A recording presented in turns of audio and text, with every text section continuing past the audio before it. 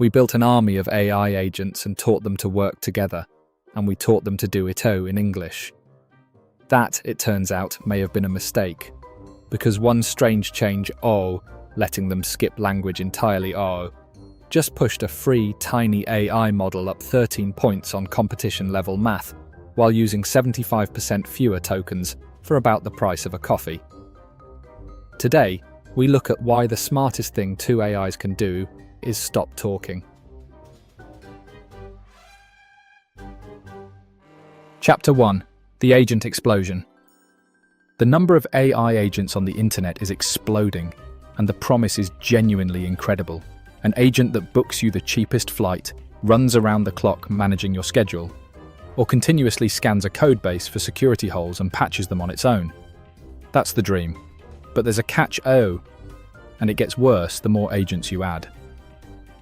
Picture two agents planning your holiday. The flight agent hallucinates a cheaper airport 400 miles from where you actually want to go.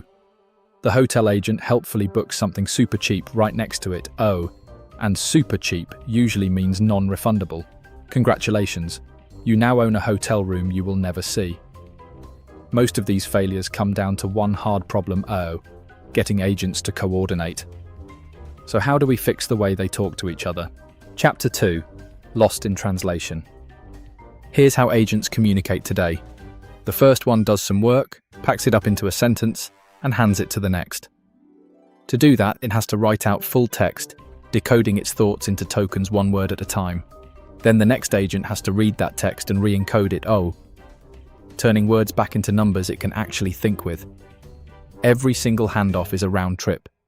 Thought to English, and back to thought again. It's slow, it burns tokens, and every translation leaks a little meaning. And that raises an obvious question almost nobody asks. Who said agents have to talk in English at all? Chapter 3. A language for thinking. Think about it this way. Our alphabet was optimized for one thing, writing things down.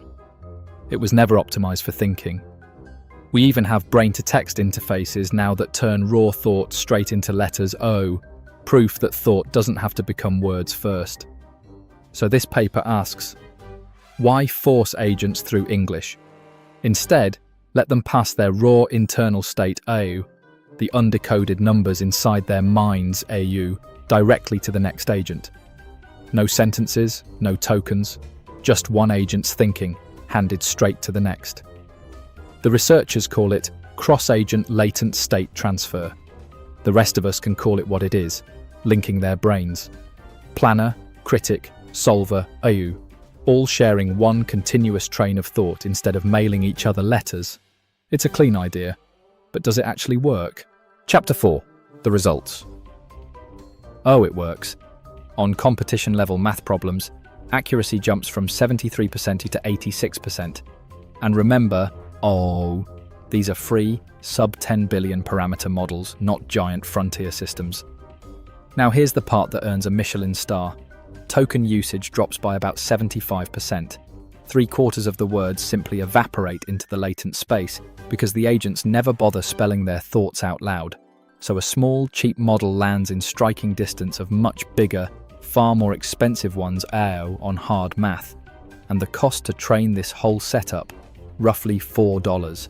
You spend coffee money, and in return your agents punch a hole in space-time.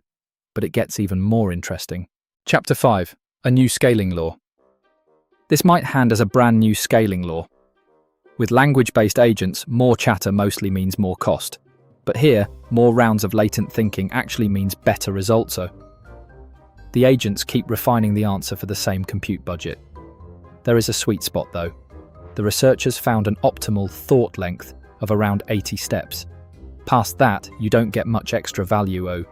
It's a soft ceiling on how much an agent can usefully think per round. Still, more thinking, better answers almost for free.